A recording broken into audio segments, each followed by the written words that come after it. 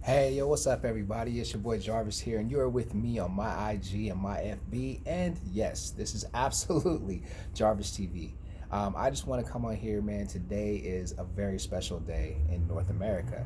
It is MLK Day. That's Martin Luther King, Dr. Martin Luther King Jr. Day. This is a day where we celebrate Dr. Martin Luther King and all of the great things that he was able to pioneer as far as change. For those of you who may not know who Dr. King is, he was a civil rights activist, a civil rights leader in North America.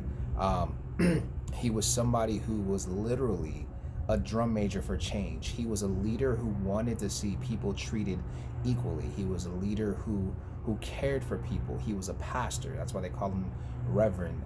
He was being a pastor. He was someone who had a very big heart and really just wanted to take the gospel to the world, but in a way that would impact lives in such a manner that it would cause earth to look the way that we believe heaven is going to look. Meaning that white and black and Asian and Hispanic and all these different cultures could coexist and be together. So in North America, today is a day that's been set aside, that there's parades, there's all kind of celebrations and everything that are going on in honor of this man. What I want to do is I want to actually push your thought process a little bit further, to look at this day as more than just a day to celebrate Dr. King. Yes, he did some amazing things. He had a dream, and his dream, there was a famous speech, the I Have a Dream speech, and if you get a chance, go ahead and listen to it. And you'll find that a lot of the things, if not all of the things that he mentioned in that dream, have come to fruition. He was a visionary, and I honor and I admire that. But it wasn't until this year, it really wasn't until this year around Thanksgiving, that it really hit me the impact that Dr. King had on the world.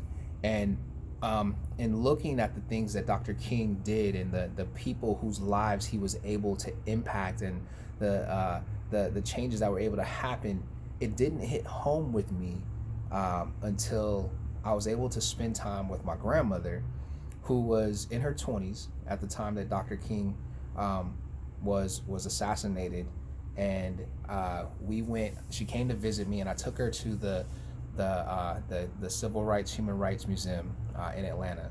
And I will never forget. Like I've been to this museum plenty of times, but it didn't hit me as hard as it hit me walking into that building with her.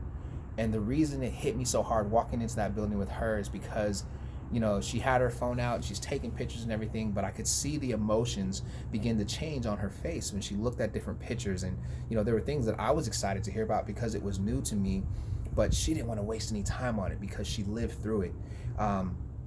So just to kind of give you our walk, you walk into the museum and you walk into this hallway, and in the hallway they show how things were separated. So they have a wall that's for whites only, and they have a wall that's for blacks only. And it's not saying that you can only stand on that wall, but the pictures on one wall are all the blacks, and it says blacks on it, blacks only. And the pictures on the wall on the opposite side are for all of the whites, and it says whites only, just to show you what the separation and the segregation looked like back in that time.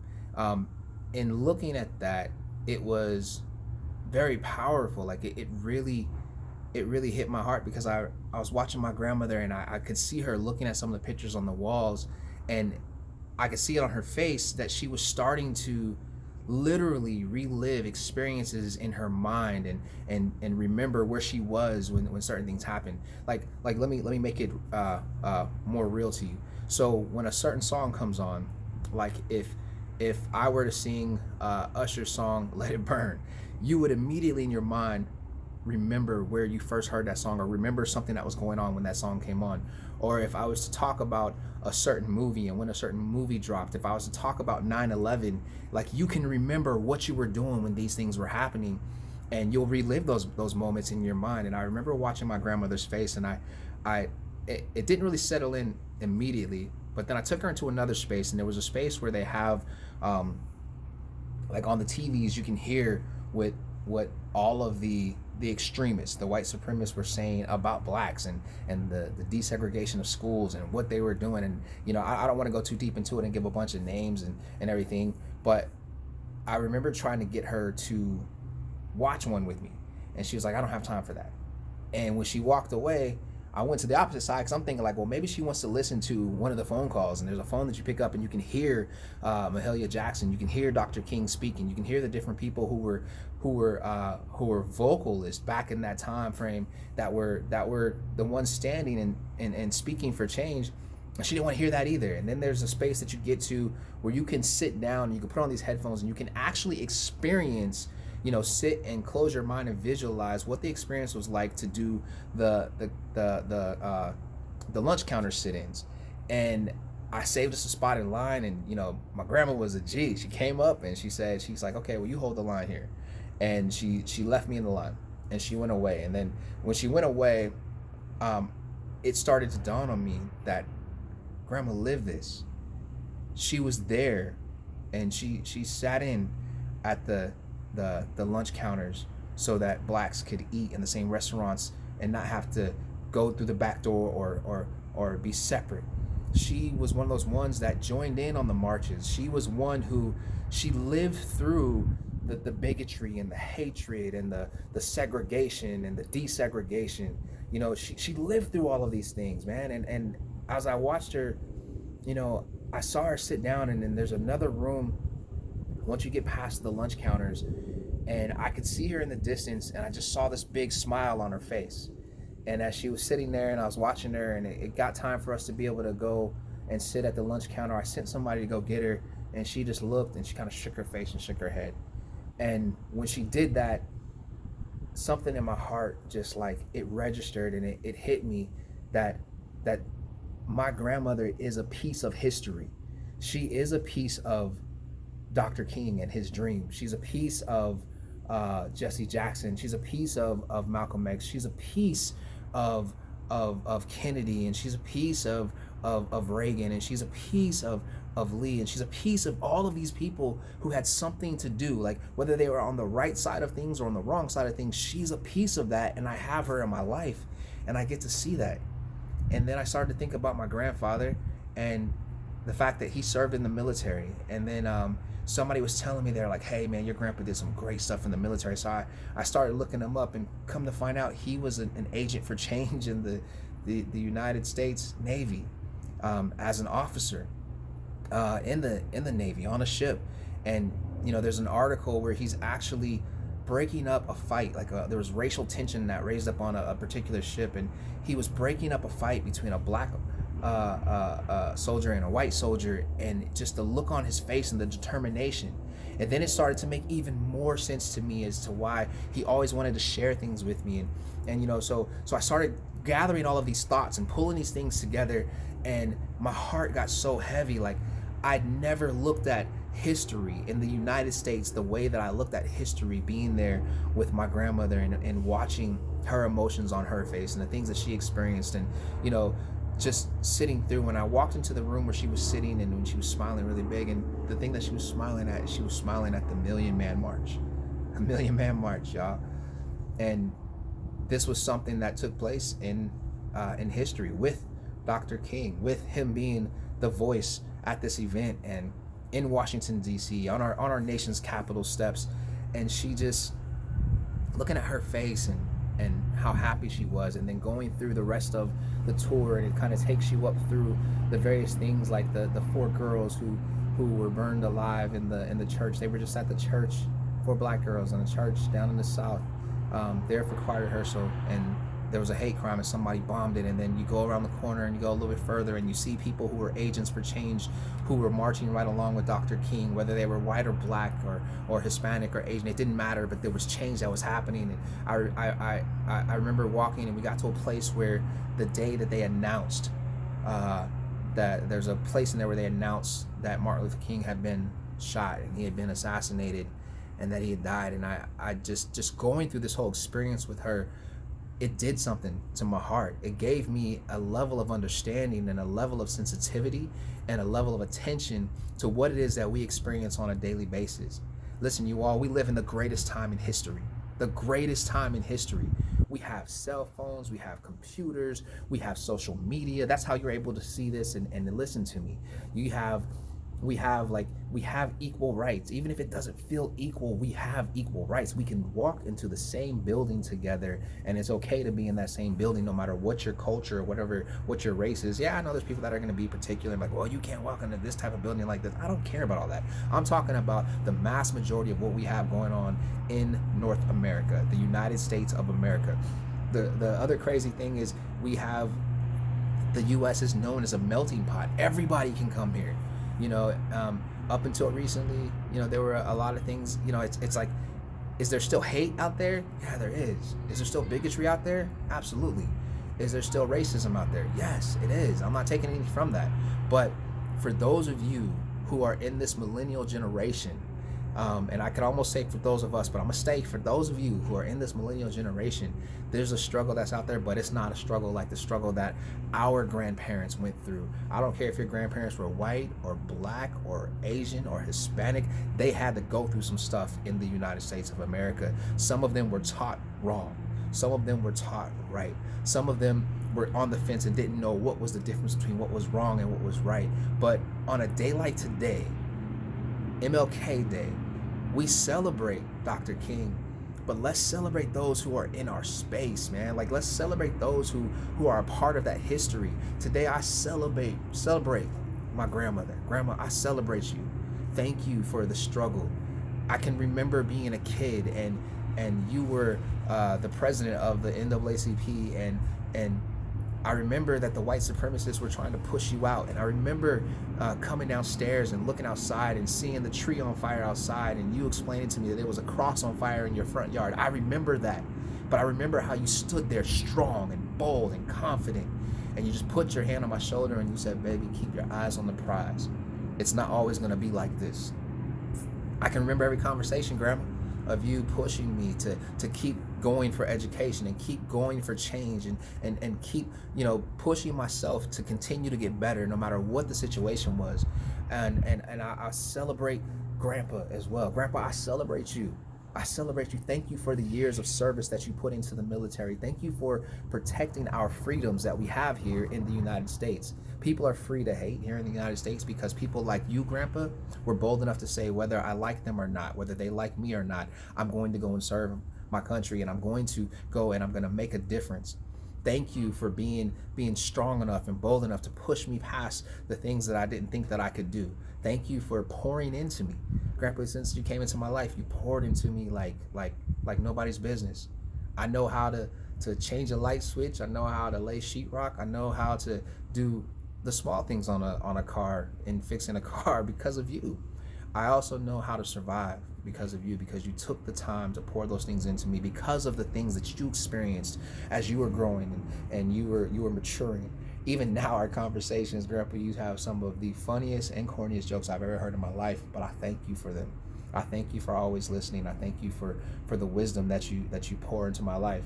You know, and I will even say this, you know, more recently, as a matter of fact, just this past week, the first pastor that I ever had in my life, who was actually the first image of what a successful black man could look like, or did look like, he passed away this weekend. He was not just a pastor in my life, he was a mentor and a friend.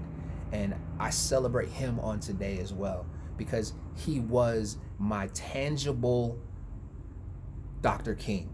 Through him, I was able to meet people like Miles Monroe, you know, rest his heart. He's no longer with us, but also able to meet people like Jesse Jackson, able to meet people like Hosea Williams, people who marched right alongside Dr. King.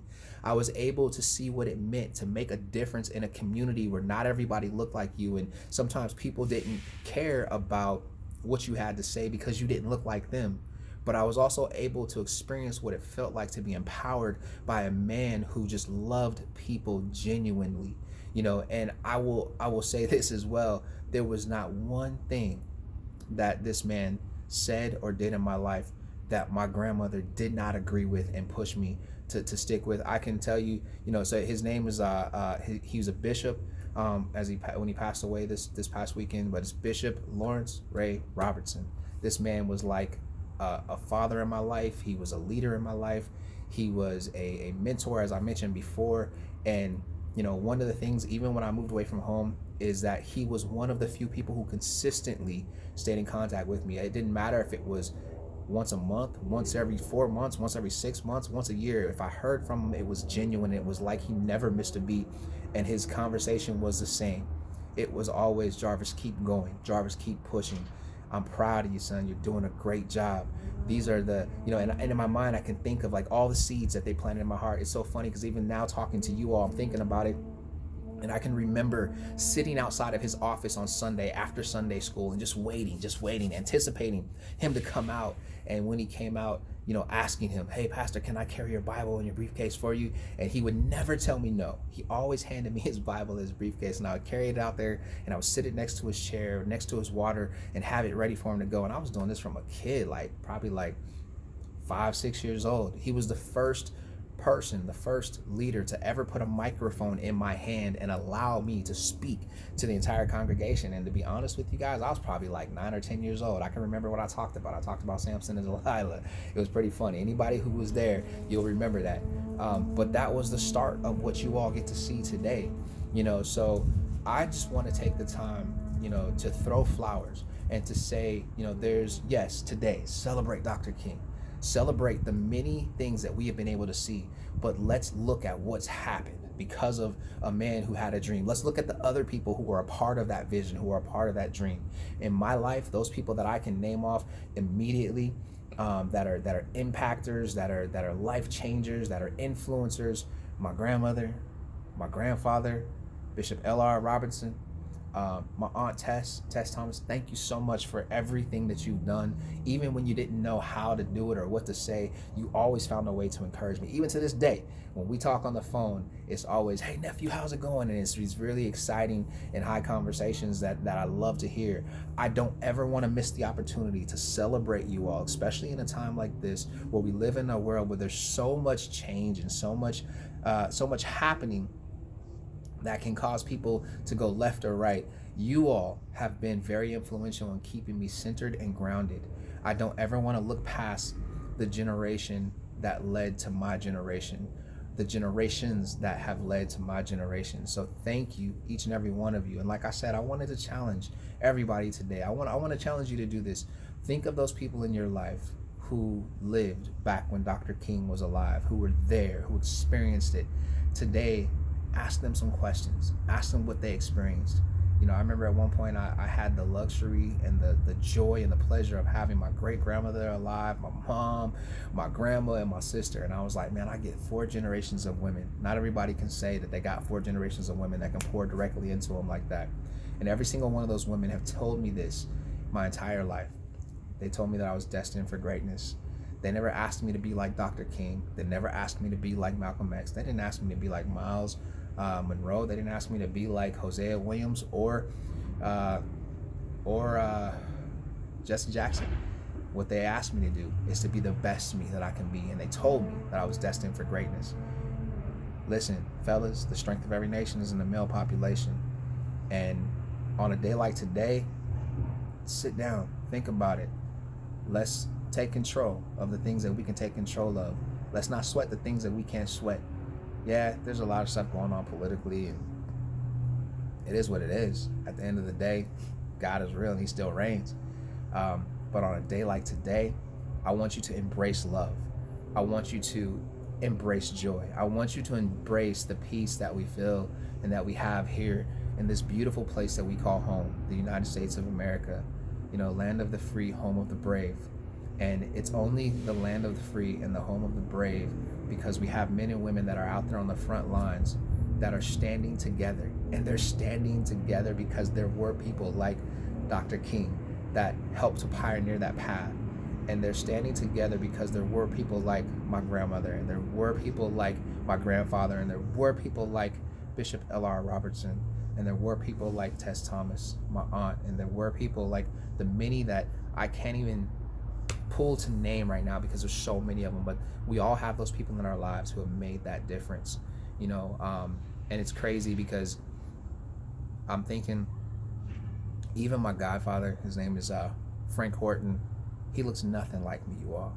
He is a handsome older white gentleman who saw a young black kid at a time of pivotal change in his life, and he embraced me like I was his own son. So he is even someone that I celebrate on a day like today, a man who took the time to teach me the intricacies of understanding how to communicate with people and understanding that everybody's welcome, not ever shooting down any idea that I ever had, taking the time to stay up late nights and tutor me in math, and the conversations even to this day, there's always so much joy in that man's voice that it warms my heart. And again, somebody that my grandmother has always, she's never had an ill word, always wanted to make sure I stay in contact with them. These are all people that I'm mentioning to you that we all should be celebrating on a day like today. Dr. King did an amazing thing, but he wasn't the only one. He was just the one that was out in front and the loudest voice. But then there's so many people that are in our personal spheres that I want to tell you, that I challenge you to reach out to today and just show them love and appreciate them. You don't got to call them and say happy MLK Day or anything like that, but call them and appreciate them and know that they were a huge part of the history of this country that we call home here in North America. If you're in another country, you have those people that are your pioneers. You have those people that were your agents of change. You have those things that have happened, and I don't want to go too deep because this can go on and on and on and on. But I would even challenge you, for every person that's in your sphere of influence that has lived through the most horrific, tragic, joyous times in history, celebrate them today. Take the time out to let them know that you appreciate them. You have what you have because they were able to fight through what they had to fight through to get you what you got today. Hey, listen, this your boy Jarvis, man. I love you guys. It's Dr. MLK Day here in the United States. So get out there, make a difference, and don't just dream. Dr. King had a dream. Barack Obama had a dream. Michelle Obama had a dream. Shoot, Steve Jobs and Bill Gates, they all had dreams. We're living in their dreams right now. So I'm challenging you, dream bigger, bigger, bigger. It's your boy, man. I love y'all. Go out and impact lives today. Go do something.